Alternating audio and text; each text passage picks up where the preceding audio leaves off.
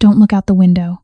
Jason's voice was a gravelly whisper through the phone, the line crackling with static and unspoken threats.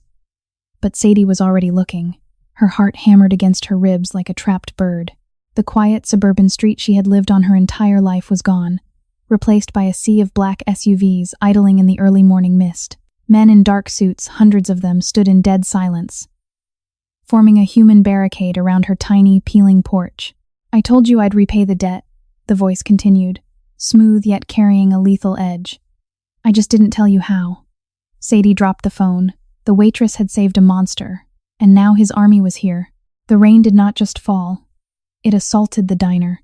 It hammered against the large, greasy plate glass windows in heavy, angry sheets, distorting the flickering neon "Open 24 Hours" sign into a blurry plate glass windows in heavy, weeping smudge of pink light against the pitch-black sky.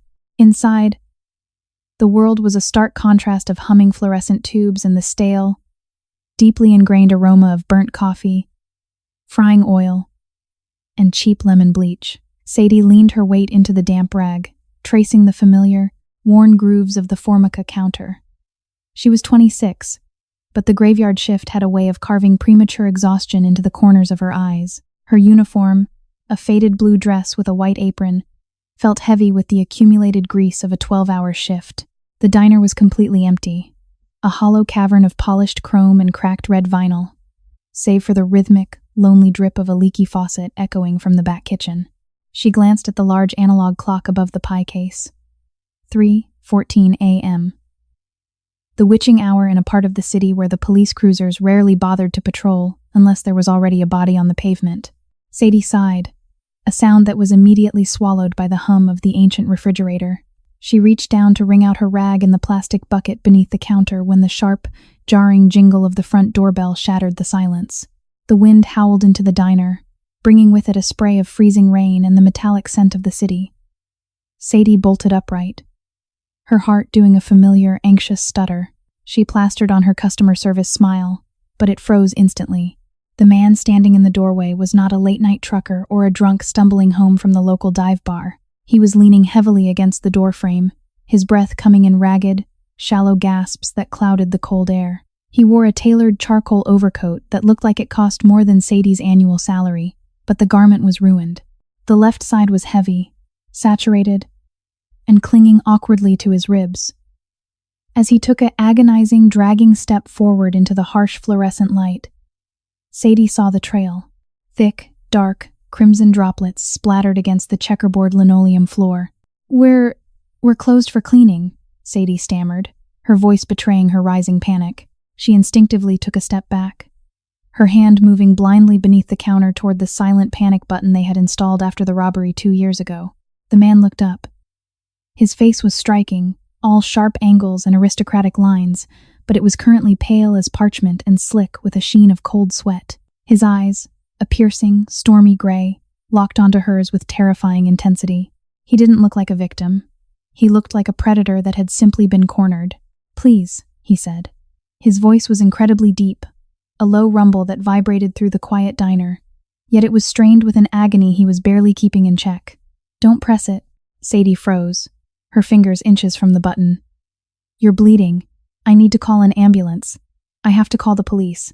The man shook his head, a microscopic, stiff movement. No police. No hospitals. He took another step forward, his knee buckling slightly. He caught himself on the edge of a booth, leaving a smear of vivid red on the white tabletop. "If you call them, I'm a dead man. And whoever comes through that door next will make sure there are no witnesses." The threat hung in the air, cold and absolute. Sadie looked at his face. Beneath the terrifying veneer, she saw the sheer, unadulterated desperation of a man clinging to the final seconds of his life. Her instinct, honed by years of living in a rough neighborhood, screamed at her to run out the back door. But another instinct, a dangerous, deeply ingrained empathy, rooted her to the spot. She looked at the blood pooling around his expensive leather shoes. If she did nothing, he would die right here on her freshly mopped floor. "Get to the back," Sadie ordered, her voice suddenly finding a core of unexpected steel. She didn't know where the authority came from, but it was there. The man blinked, surprised by her sudden shift in demeanor. He nodded once, a gesture of gratitude or submission.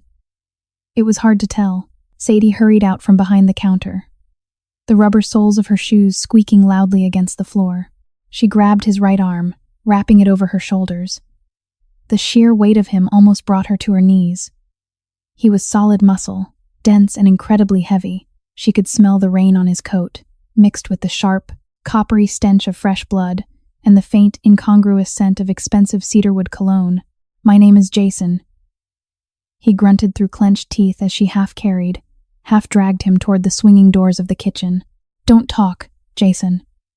Just walk," Sadie panted, her boots slipping slightly on his blood as they navigated the narrow aisle. Every step he took was accompanied by a wet, tearing sound from his side.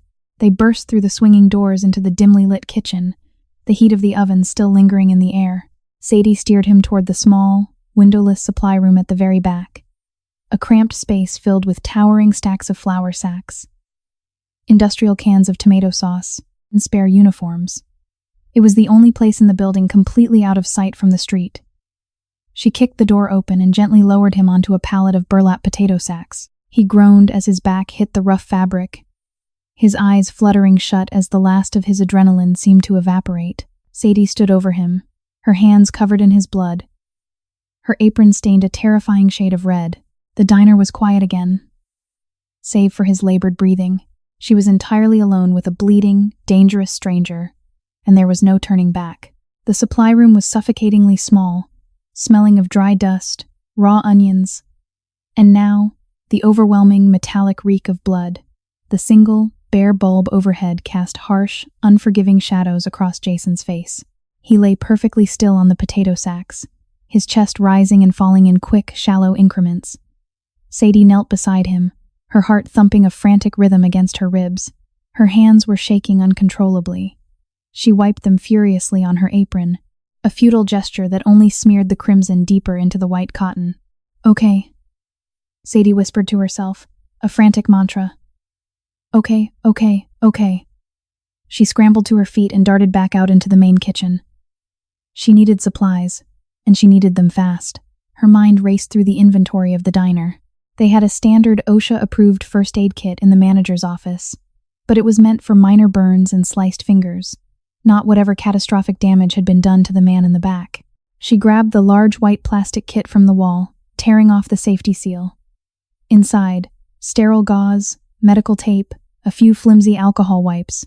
Not nearly enough. She sprinted to the walk-in cooler, the frigid air slapping her face, and grabbed a handful of clean, folded white bar towels.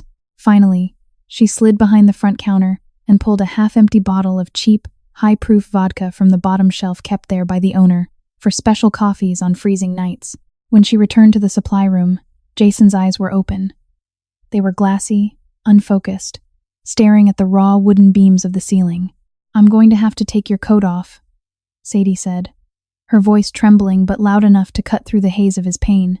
Jason slowly shifted his gaze to her. He gave a fraction of a nod. Sadie set the supplies on an overturned crate and knelt back down. She reached for the lapels of the ruined charcoal overcoat.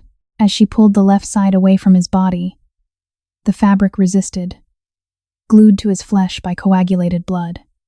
Jason hissed, a sharp intake of breath through gritted teeth, his jaw muscles jumping. "Sorry," she muttered instinctively. She peeled the coat off his shoulders and tossed it into the corner. Beneath it, his white dress shirt was a wet, clinging nightmare. Sadie didn't bother trying to unbutton it. She grabbed a pair of heavy kitchen shears from her apron pocket and cut straight up the center of the silk fabric, peeling it back to expose his torso. The wound was high on his left side, just below the ribs. It was a jagged, ugly puncture, slowly oozing dark blood. Sadie's stomach performed a violent somersault. She had never seen a gunshot wound before, but she knew exactly what she was looking at. There was an entry, and thankfully, as she gently rolled him to check his back, a larger, messier exit wound. The bullet had gone clean through, missing vital organs by what looked like absolute sheer luck, but tearing through a significant amount of muscle and tissue. "It went through," Sadie reported, her voice surprisingly clinical, though her hand still shook. "I need to clean it. This is going to hurt. A lot." Jason looked at her, his stormy gray eyes suddenly clear and incredibly piercing. do it." Sadie unscrewed the cap of the vodka bottle. She folded one of the clean bar towels into a thick square. "Bite down on something," she advised. Jason simply locked his jaw, staring directly into her eyes. He was refusing to look away, refusing to show the weakness she knew he was feeling. Sadie took a deep breath, poured a generous splash of the harsh alcohol directly onto the folded towel, and pressed it firmly against the entry wound on his side. Jason didn't scream. He didn't even groan, but his entire body went rigid, corded muscles standing out on his neck and arms like steel cables. His eyes widened, the pupils dilating until they almost swallowed the gray irises. He grabbed her free wrist with his hand. His grip was a vice, bruising her skin, a physical manifestation of the agony tearing through him. Sadie bit her own lip to keep from crying out from his grip, holding the towel steady, applying relentless pressure. "You're doing good," she whispered. A senseless comfort. Watching the towel turn instantly red, she reached around him, awkwardly pressing another soaked towel against the exit wound on his back, squeezing him between her hands to staunch the bleeding from both sides. For 5 agonizing minutes, they stayed locked in that brutal embrace. The silence of the supply room was heavy, broken only by his ragged breathing and the distant roar of the storm outside. Sadie felt the heat radiating from his skin, the frantic beating of his heart against her hands. She was intimately close to a man she knew nothing about, a man who brought the scent of gunpowder and death into her quiet, lonely world. Slowly, the bleeding began to slow. The thick, folded towels were saturated, but they had done their job. Sadie carefully removed them, tossing the heavy, bloody rags into a plastic trash bag. She grabbed the sterile gauze pads from the first aid kit, layering them thickly over the wounds. "Lift your arms," she instructed. Jason complied, his movements sluggish and weak. Sadie took the roll of medical tape, realizing it wouldn't be strong enough to hold the heavy bandages in place over a wound this severe. She grabbed a roll of silver duct tape from the maintenance shelf. It was crude, but it would hold.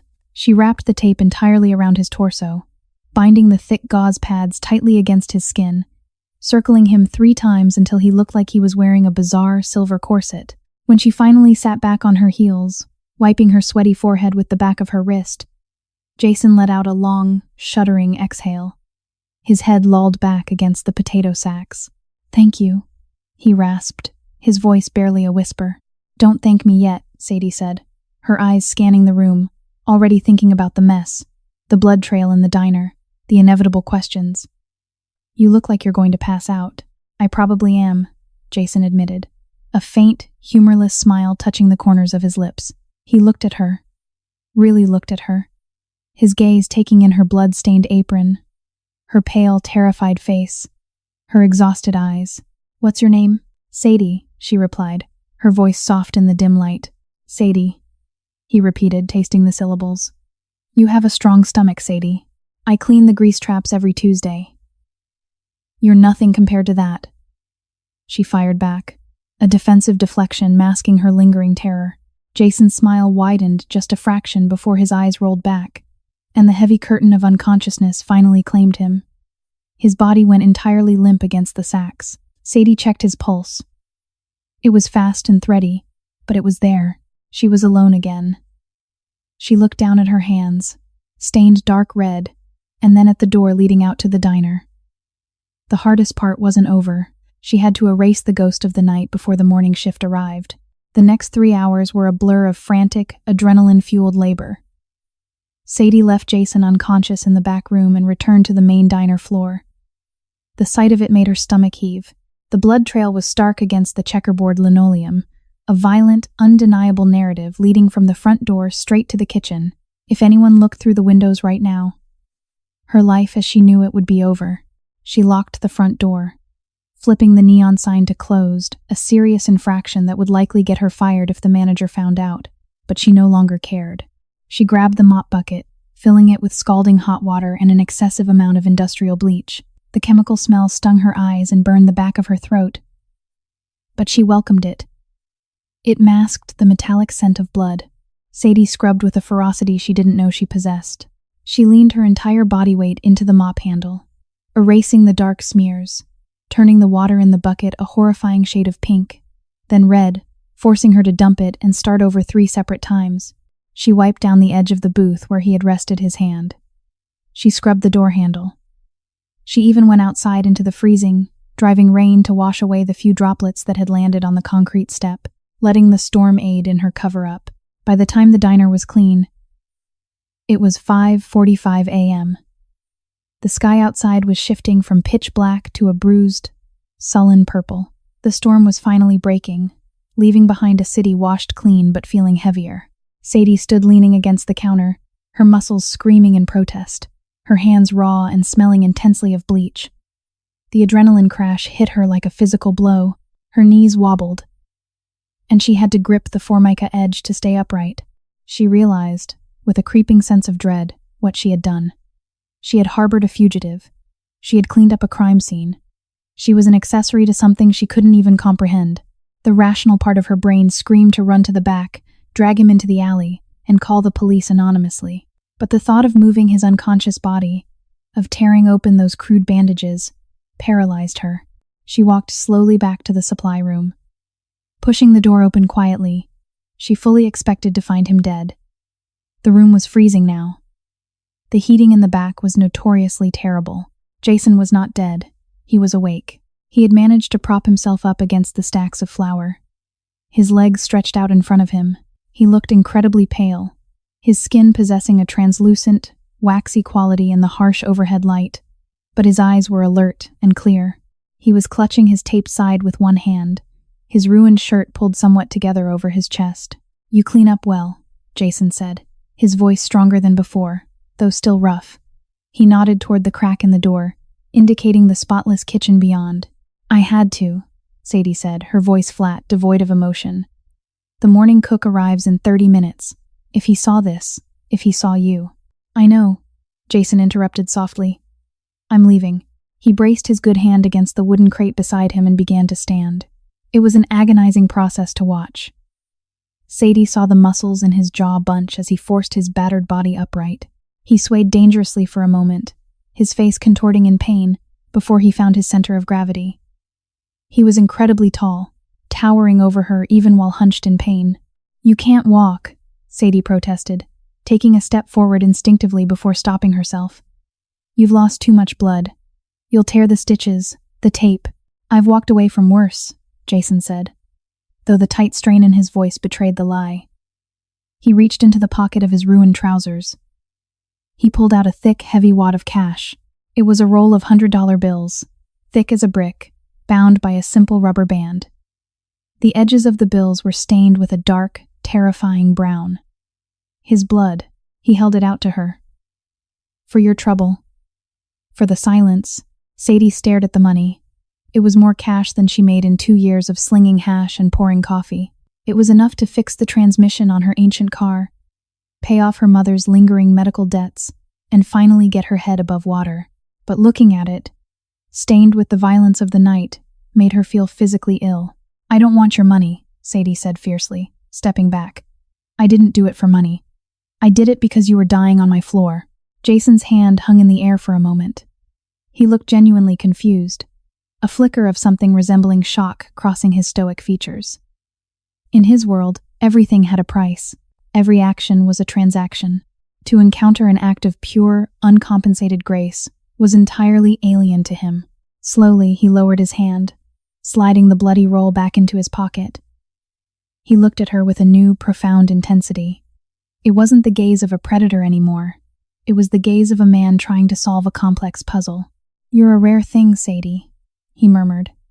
He reached down and retrieved his ruined, bloody overcoat, draping it heavily over his shoulders to hide the tape and the blood on his shirt. "I will not forget this. I promise you that." "Just go," Sadie whispered, gesturing toward the back exit that led into the alleyway. "Please. Just go and don't ever come back." Jason nodded once. He turned and limped heavily toward the heavy steel fire door. He pushed it open, the gray light of the early dawn spilling into the dim room. He stepped out into the damp, garbage-strewn alley without looking back.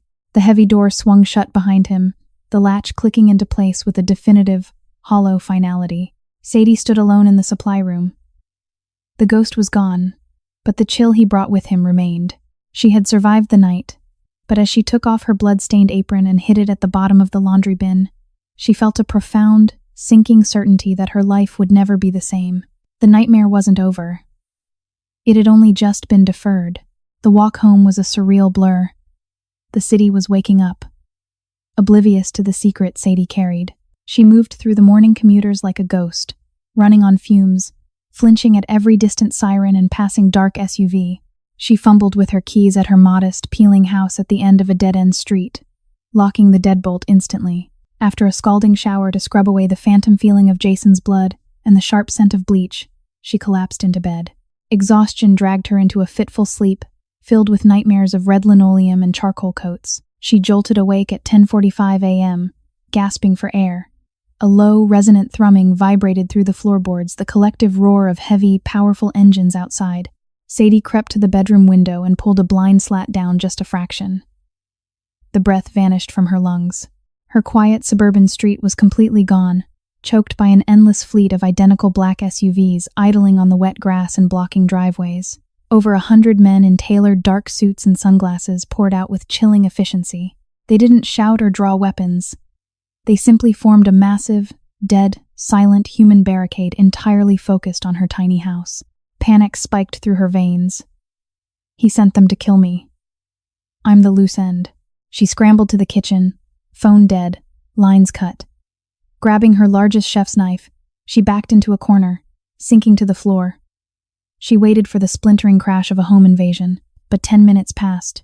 The silent, organized presence of the army sitting on her front lawn was a psychological torture far worse than any shouting. The waiting was a physical agony, a stretching of time until every second felt like an hour. Sadie remained curled in the corner of her kitchen, the heavy chef's knife growing slick with sweat in her trembling grip. The silence from outside was absolute, save for the low, predatory purr of the idling engines. She expected boots kicking in the door, the shattering of glass, the chaotic roar of a home invasion. But there was nothing. Just the suffocating, organized presence of an army sitting on her front lawn. Then it came. Not a crash. Not a battering ram. Just a knock. Thump, thump, thump. It was a heavy, measured knock on her front door, polite but carrying the unmistakable weight of command. It echoed through the small house, causing Sadie to flinch violently. She tightened her grip on the knife, her knuckles white. She didn't move. Thump. Thump. Thump. Sadie. The voice penetrated the cheap wooden door. It was deep, gravelly, and instantly recognizable. It was the voice that had groaned in pain in her supply room. The voice that had promised not to forget. Jason. A wave of conflicting emotions crashed over her: sheer terror, acute confusion, and a bizarre, illogical spark of relief that it wasn't a faceless assassin coming to execute her. He was alive, and he was standing on her porch. I know you are in there, Sadie. Jason's voice called out again, just loud enough to be heard over the engines. And I know you are terrified, but I give you my word. On my life, no one here is going to hurt you. Please, open the door. Sadie pressed her back harder against the cabinets. His word on his life. What did the word of a man like him mean? Yet, if he wanted her dead, she would already be dead. 200 men could dismantle her house brick by brick in minutes. They wouldn't be knocking. Slowly, her legs trembling violently, she forced herself to stand. She kept the knife hidden behind her back, though she knew it was a pathetic defense. She walked down the short hallway, her bare feet silent. She reached the door, taking a deep, shuddering breath. She unlocked the deadbolt. The click sounded unnervingly loud. She turned the knob and pulled the door inward just a few inches, leaving the heavy chain lock engaged. Through the narrow gap, she saw him. Jason stood on her small concrete porch. The change in his appearance was jarring. The blood, the grime, the desperation of the previous night were completely gone. He was wearing a pristine, perfectly tailored midnight blue suit that spoke of immense wealth and untouchable power. His dark hair was meticulously styled. The only sign of the trauma he had endured was a slight pallor beneath his skin, the way he held his left arm stiffly against his side, and an elegant, silver-handled cane he leaned heavily upon with his right hand. Flanking him, standing at the bottom of the porch steps, were two massive men. They were built like brick walls, their eyes hidden behind dark sunglasses, their hands resting casually inside their coat jackets. Beyond them, the terrifying reality of the street was fully visible. A legion of men, perfectly still, perfectly quiet, owning her neighborhood. As Sadie opened the door a crack, a subtle but distinct movement rippled through the hundreds of men outside.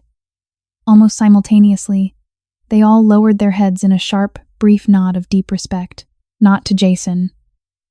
To her. Jason looked at her through the crack in the door. His stormy gray eyes softened, losing the hard, impenetrable edge they had possessed in the diner. He looked at her pale face, her disheveled hair, and the way her shoulder was pulled back awkwardly. He knew she was hiding a weapon. "You look exactly how I feel," Jason said softly, a ghost of a smile touching his lips. "What do you want?" Sadie rasped, her voice cracking. "Why are you here? Why are they here?" "I came to repay a debt," Jason said simply. "May I come in?" "It's difficult for me to stand for long, and we have matters to discuss that shouldn't be broadcast to the street." Sadie hesitated. Every survival instinct screamed at her to slam the door and barricade it. But looking into his eyes, she saw something unexpected. She didn't see a threat. She saw a strange, heavy weariness and a profound, genuine respect. Slowly, her hand shaking, she slid the chain lock free. She pulled the door open, stepping back to let him enter. She didn't let go of the knife behind her back. Jason stepped over the threshold, moving slowly, his reliance on the cane obvious. As he entered, the two massive bodyguards moved to follow him. Jason stopped abruptly. Without turning around, he raised his left hand just an inch. The bodyguards instantly froze, stepping back down off the porch. "Stay outside," Jason commanded, his voice cold and authoritative, entirely different from the tone he used with her. "Secure the perimeter. Nobody approaches this property." He reached back and pulled the door shut behind him, the heavy click sealing them inside. He turned to face Sadie, towering over her in her narrow hallway. He looked completely out of place. A dark, expensive apex predator standing in her shabby, floral wallpapered home. "You can put the knife down, Sadie," Jason said gently, his eyes dropping to her side. "If I wanted to hurt you, I wouldn't have knocked, and I wouldn't have brought an army just to stand on your lawn." Sadie stared at him, her chest heaving. Slowly, she brought her hand from behind her back, the large chef's knife trembling in her grip. She walked over to the small hall table and placed the knife down with a loud clatter. "My living room is this way," she said, her voice hollow. She led him into the small, cramped room, gesturing to the worn, floral-patterned sofa. The air in the house was thick with tension, the surreal reality of a mafia boss sitting in her living room settling heavily over her shoulders. Jason lowered himself onto the worn, sagging cushions of Sadie's sofa with excruciating slowness. He kept his left side stiff, letting out a faint, carefully controlled hiss of breath as he settled. The silver-handled cane rested between his knees, his large hands resting atop it. He looked around the small living room. It was painfully humble. Faded photographs in cheap frames lined the mantelpiece. The carpet was threadbare near the doorway. The television was an ancient, bulky CRT model. It was a world entirely foreign to him. A world of struggle and scraped-together pennies. Sadie didn't sit. She stood near the entryway to the kitchen, her arms crossed tightly over her chest, creating a physical barrier. She was wearing faded jeans and an oversized gray sweater, looking small and fragile against the overwhelming presence of the man in the bespoke suit. "I appreciate you letting me in," Jason began, his voice dropping an octave, losing the authoritative bark he used with his men. "I know my arrival, and the manner of it, was frightening. Frightening as waking up to an army on your lawn." Sadie snapped, her fear finally crystallizing into a sharp, defensive anger. "Frightening is wondering if you're going to be executed because you decided to play nurse in a diner at 3 a.m. Why are you here, Jason? You said you came to repay a debt." "Repay it and leave." Jason didn't flinch at her tone. In fact, a flicker of admiration crossed his features. People rarely spoke to him with such unguarded hostility. They usually cowered or flattered. He reached inside the breast pocket of his jacket and slowly withdrew a sleek, thick, black envelope. He placed it carefully on the scarred wooden coffee table between them. "I am a man who understands the value of a life," Jason said deliberately. "My life, specifically, is worth quite a bit to a great many people. You saved it. Without your quick thinking, the alcohol, the pressure, I would have bled out on your linoleum before the sun came up. I owe you everything." He gestured to the envelope with a nod of his head. Inside that envelope is a cashier's check for $1 million, drawn on a clean, untraceable corporate account. There is also a deed to a highly profitable, fully staffed restaurant in the city center. It's yours, free and clear. You will never have to work a graveyard shift smelling of grease again. You will never have to worry about a bill, a mortgage, or a repair. It is a new life, Sadie. Consider it a down payment on my gratitude." Sadie stared at the black envelope. The words $1 million echoed in her mind, heavy and incomprehensible. It was a fairy tale amount of money. It was the answer to every prayer she had ever whispered into the dark. It was freedom. She walked slowly toward the coffee table. Jason watched her, expecting the familiar reaction. He expected the widened eyes, the trembling hands, the overwhelming rush of avarice and tearful gratitude. He had bought loyalty, silence, and lives with far less. Sadie stopped at the edge of the table. She looked down at the envelope, then slowly lifted her gaze to meet his stormy gray eyes. "Take it back," she said. Her voice was quiet, but it was as hard as flint. Jason blinked, the first genuine look of shock breaking his composed facade. "I don't think you understand, Sadie. This isn't dirty money. It's clean. It's legal. It's yours." "I understand perfectly," Sadie replied, stepping back, creating distance between herself and the wealth on the table. "You think you can buy what happened last night? You think everything is a transaction. You're bleeding out? Buy some help. Someone saves your life? Buy their silence. Pay off the debt so you can walk away with a clean conscience." "It is compensation," Jason started, a rare edge of defensiveness creeping into his tone. "I didn't do a job for you," Sadie interrupted, her voice rising, the anger boiling over. "I didn't patch you up because I wanted a reward. I patched you up because you were a human being bleeding to death in front of me. If it had been a stray dog, I would have done the same thing." "I don't want your money, Jason. I don't want a restaurant bought with whatever it is you do. It's tainted. It's all tainted." Jason sat in stunned silence. The air in the room felt suddenly charged, crackling with an unfamiliar energy. He stared at this small, exhausted woman in her cheap clothes, standing in her rundown living room, flatly rejecting a king's ransom with a moral ferocity he had never encountered.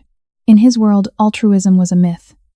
Kindness was merely a vulnerability waiting to be exploited. Everyone had an angle. Everyone had a price. But Sadie, she was entirely outside his paradigm. She had risked her freedom, perhaps her life, to save a stranger. And she demanded absolutely nothing in return. "You are refusing $1 million out of principle?" Jason asked. His voice hushed, as if trying to comprehend a new language. "I'm refusing it because I want to sleep at night," Sadie said, her shoulders slumping slightly, the anger draining away, leaving only exhaustion. "I want you to take your envelope, take your army off my lawn, and pretend you never met me. That's the only repayment I want." Jason looked at the envelope, then slowly reached out and picked it up. He didn't put it back in his pocket. He held it loosely in his hand, a physical manifestation of his rejected worldview. The silence stretched, heavy and profound. When Jason finally spoke again, the polished veneer of the powerful boss was gone. He looked older, more tired, and deeply troubled. "I can't do that, Sadie," Jason said, his voice dropping to a somber whisper. "I can't leave. Not yet. The money was a thank you, but it wasn't the only reason I brought 200 men to your door." Sadie's breath hitched. The fear came rushing back, colder than before. "Then why?" Jason leaned forward, his elbows resting on his knees, ignoring the pain in his side. He looked out the front window, at the silent ranks of his men standing guard in the misty morning.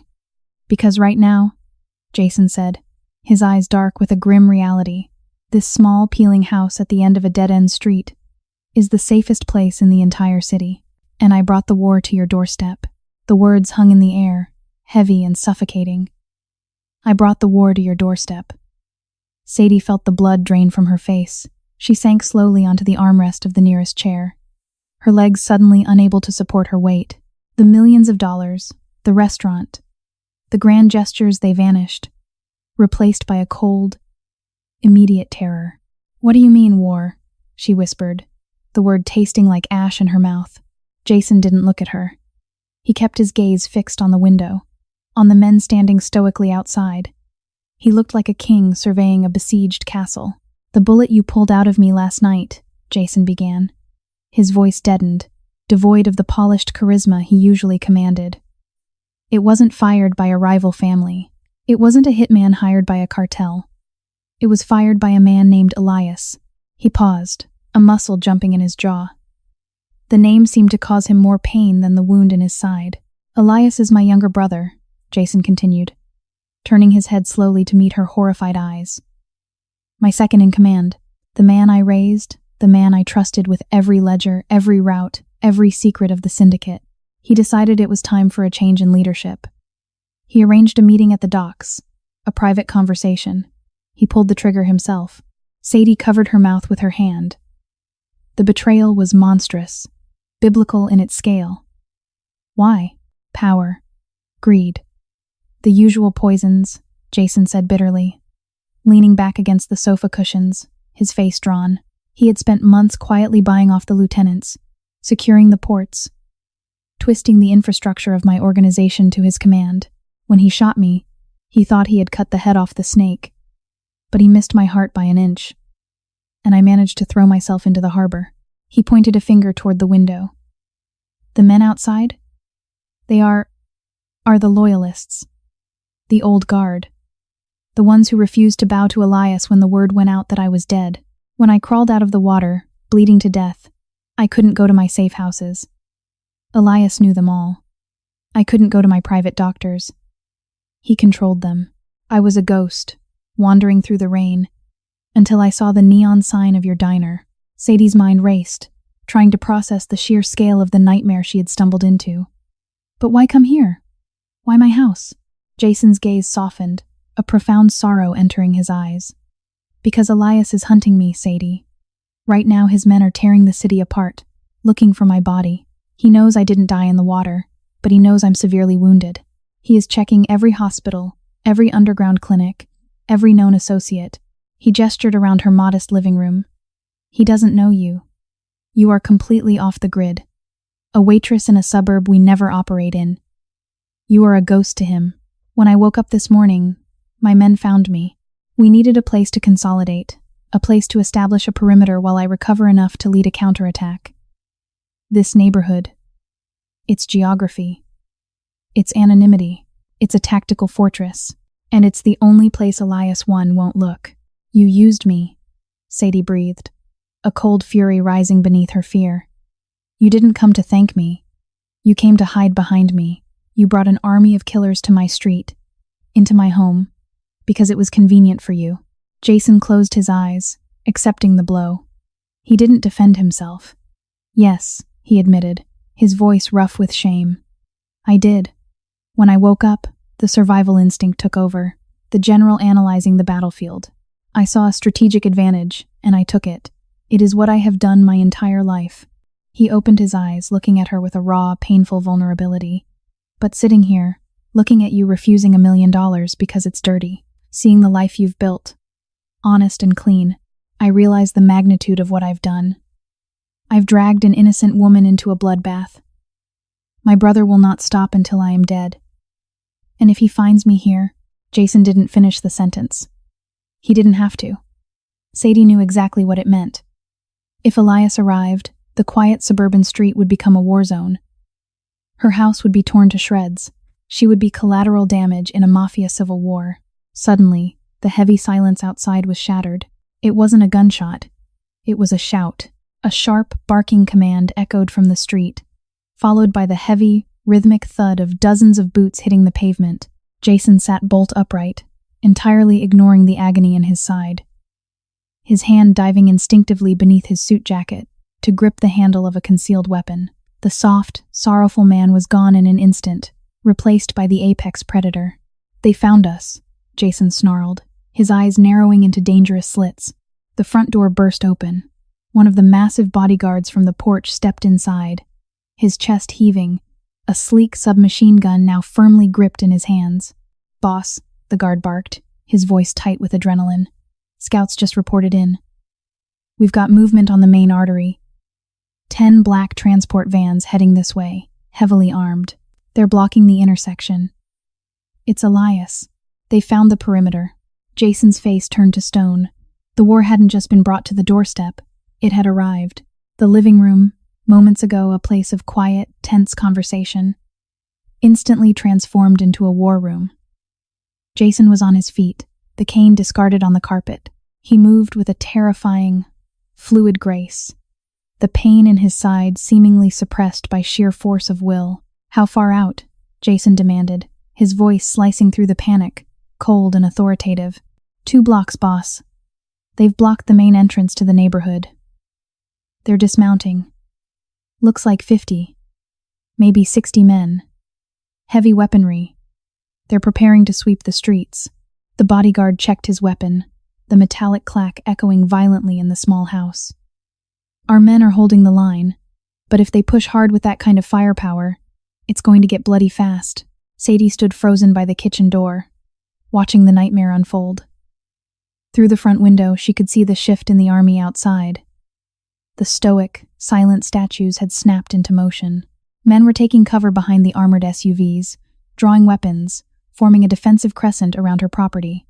The suburban tranquility was entirely dead, replaced by the imminent threat of a massacre. Jason turned to the bodyguard. "Do not engage unless they fire first. We hold the defensive advantage. If Elias wants to take me, make him bleed for every inch of pavement." The guard nodded sharply and bolted back out the door, yelling orders into a radio earpiece. Jason turned slowly to Sadie. The harsh lines of his face softened momentarily. "Sadie, you need to get to the basement. Stay away from the windows. Get as low to the ground as you can. When the shooting starts, it will be deafening." "I don't have a basement," Sadie said, her voice shaking uncontrollably. "It's just a crawl space. And if they use grenades or fire, I'll be trapped." Jason cursed under his breath, a sharp, vicious sound. He looked around the small, fragile house. It was made of drywall and cheap timber. It wouldn't stop high-caliber rounds. It was a death trap. "I'm sorry," Jason whispered, the words carrying a crushing weight of guilt. "I thought we had more time. I thought." He cut himself off, shaking his head.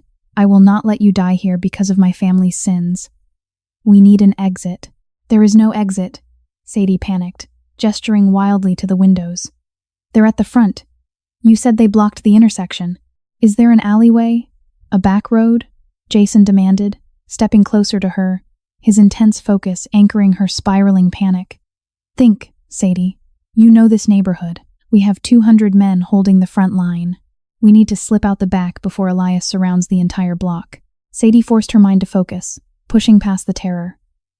She had grown up on this street. She knew every fence, every shortcut, every hidden path. "The backyard," she stammered, pointing toward the kitchen. "It backs up against the old drainage canal. The fence is broken. If we cross the canal, it leads directly into the woods behind the industrial park. There are no roads there. They can't bring cars. It's a mile walk in thick brush." Jason's eyes lit up.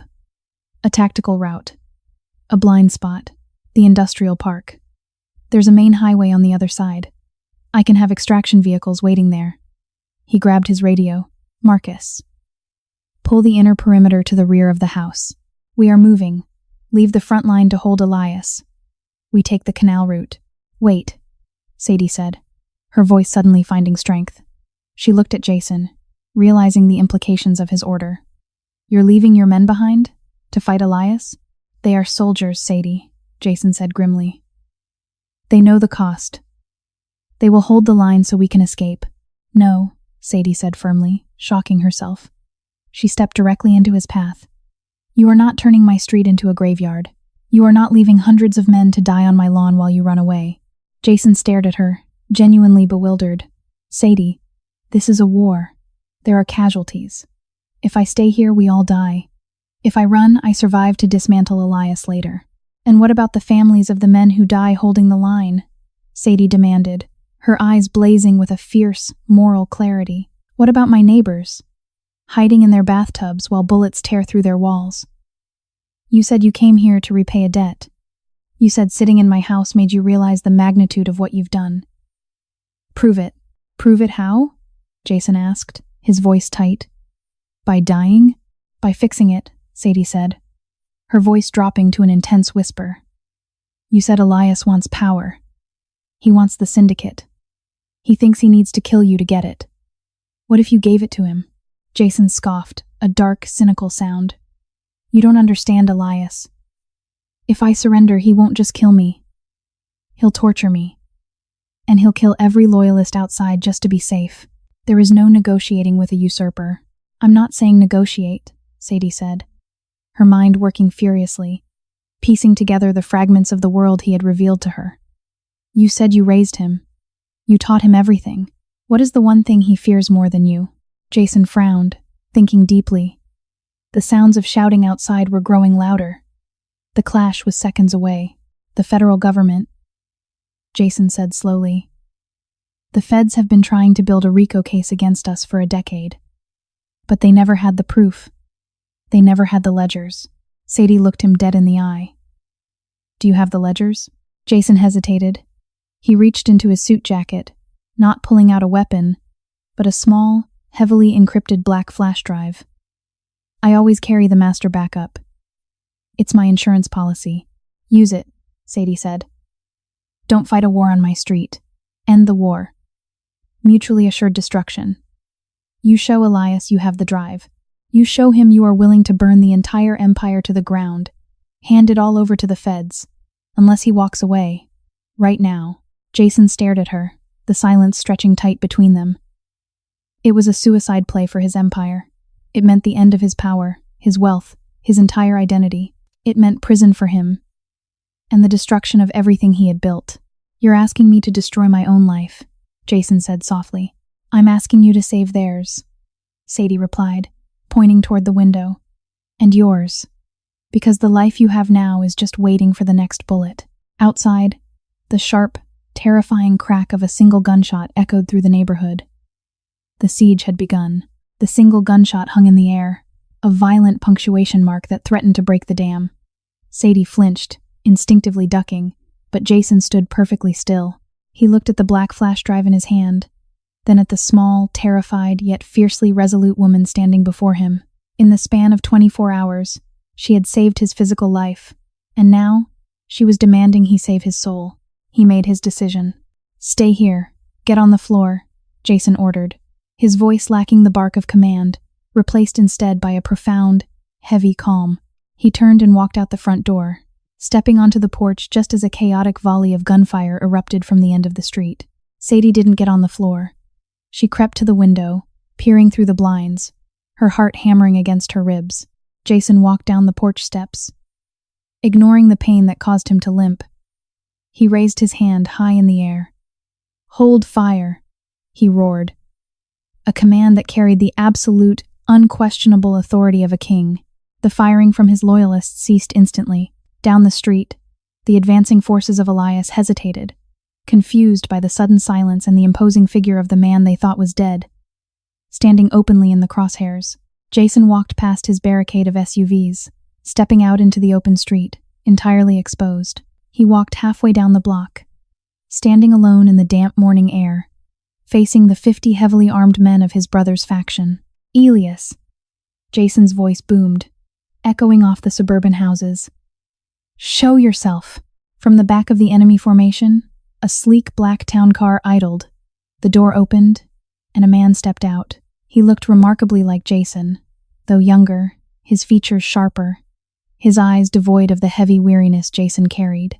Elias wore a tailored suit and a smirk of arrogant triumph. He drew a silver handgun, walking confidently to the front of his men. "Hello, brother," Elias called out, his voice dripping with venomous satisfaction. "You're harder to kill than a roach, but you're cornered now. Your loyalists are outnumbered and outgunned. It ends here." "It does end here," Jason called back, his voice shockingly calm. He reached into his pocket and pulled out his cell phone. He dialed a number on speakerphone, holding it up. "What are you doing, Jason?" Elias sneered. "Calling for backup?" "There is no one left. I'm calling Special Agent Harris of the FBI Organized Crime Division," Jason said loudly, ensuring every man on the street heard him. The phone rang twice before it was picked up. Harris, a gruff voice answered through the speaker. Agent Harris. This is Jason, he said, his eyes locked on his brother. Elias's smirk vanished instantly, replaced by a look of sheer, unadulterated panic. You've been a ghost for 10 years. Why are you calling me? The agent demanded, the shock evident in his voice. I am standing at the intersection of Elm and 4th, Jason said steadily. I have in my possession the master encrypted drive containing every ledger, every payoff, every hidden account, and the names of every active member of my syndicate, including my brother, Elias. I am prepared to hand it over to you personally. I am turning state's evidence. A collective gasp rippled through the hundreds of men on the street. It was the ultimate betrayal of the underworld code. It was the nuclear option. You're bluffing, Elias screamed, his composure shattering. He raised his gun, aiming directly at Jason's chest. You would never burn the family. You'd go down with us. Jason held up his other hand, displaying the small black flash drive for all to see. I already died for this family yesterday, Elias.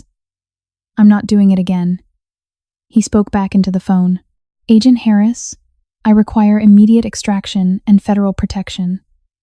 If I am killed before you arrive, the drive is set to auto-forward to 5 major news outlets.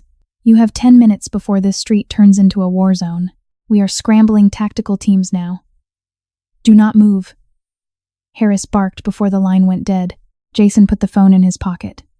He looked at Elias, then swept his gaze over the 50 men pointing guns at him. The feds are 10 minutes away, Jason announced, his voice carrying clearly over the dead quiet street. When they arrive, they will arrest everyone holding a weapon. The syndicate is dead. I have killed it. If you stay, you go to federal prison for the rest of your lives. He looked directly at his brother's men. Elias lied to you. He told you this was a simple transition of power. It's over. Drop your weapons and walk away. Now. Or burn with him. The tension was agonizing. Elias screamed at his men to hold the line, to shoot Jason, to advance. But the men hesitated. The presence of the FBI, the absolute certainty in Jason's voice. The realization that the empire they fought for was already ashes, it broke their resolve. One man, near the back, lowered his rifle. He turned and sprinted away down an alley. Then another followed. Then 3 more. Within seconds, the rigid formation of Elias's men collapsed. They dropped their heavy weapons on the asphalt and scattered into the surrounding neighborhoods, choosing survival over a doomed king. Elias stood entirely alone in the street, his gun still raised, trembling with impotent rage. He looked at his brother, realizing he had lost everything in a matter of seconds, outplayed not by violence, but by surrender. You coward. Elias spat, tears of rage in his eyes. Jason didn't flinch. Goodbye, Elias. Elias looked around, hearing the distant, approaching wail of countless police sirens. He threw his gun onto the wet pavement, turned, and got back into his town car, the tires screeching as he fled the scene, a king without a kingdom. Jason turned around and walked slowly back to Sadie's house. His own men, the loyalists, watched him with a mixture of awe and sorrow. They knew he had sacrificed his own freedom to save their lives. He gave them a single, slow nod. Go home. Disappear. It's done. They silently melted away, melting into the alleys and side streets before the sirens arrived, leaving Jason standing alone on the porch. Sadie opened the door. She stepped out, her eyes wide, staring at the empty street littered with discarded weapons. She looked at Jason. He looked utterly exhausted, stripped of his power, a man standing on the edge of a prison cell. But for the first time since she had met him, he looked at peace. You did it, she whispered. No, Jason said softly, looking down at her, a genuine, profound gratitude in his stormy eyes. You did it. You stopped the bleeding. Both times. The sirens wailed louder, turning onto the street. Red and blue lights began to strobe against the suburban houses. Jason placed the black envelope with the $1 million on the porch railing. I know you won't take it for yourself, Jason said, a slight smile touching his lips. Give it to charity. Fix the neighborhood. Do whatever you want with it. But it's clean now. I promise. He stepped off the porch, raising his hands, holding the flash drive, waiting for the federal agents to swarm him. He turned back to look at the waitress one last time.